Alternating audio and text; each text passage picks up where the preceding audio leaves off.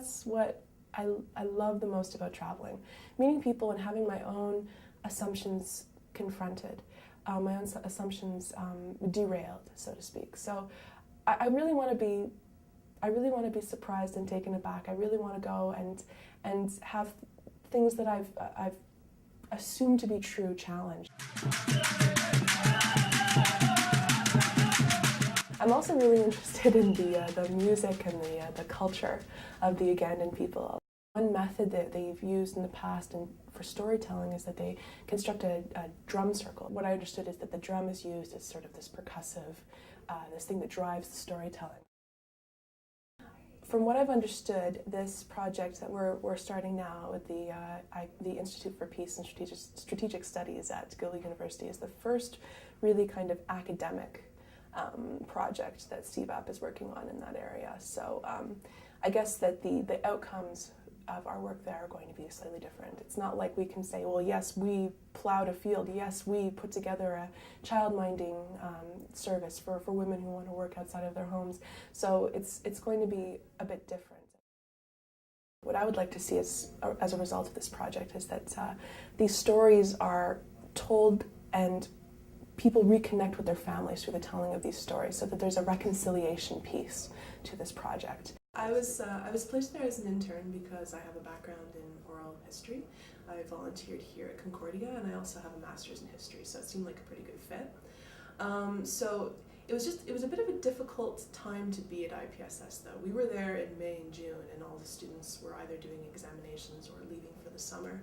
So we didn't have a lot of interaction with some of the other people who were students there, but we did meet some of the faculty, some of the staff as well.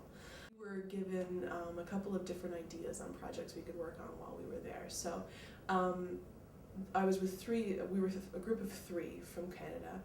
My focus was more on oral history, but the other 2 women I was working with, named Jennifer and Suzanne, were more interested in peace building through education.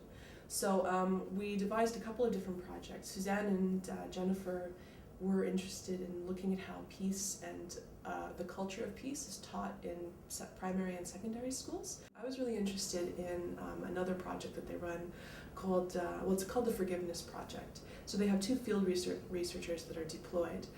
They work in the community of Awatch, which is just in the outlying area of the Gulu town center. At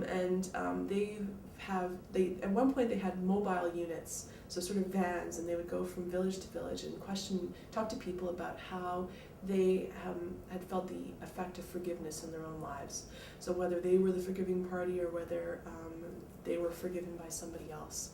And they've collected these interviews into a database, but they've also created a public site where people can listen to these stories. And I think in a very moving way, they've chosen to put it in an old IDP camp.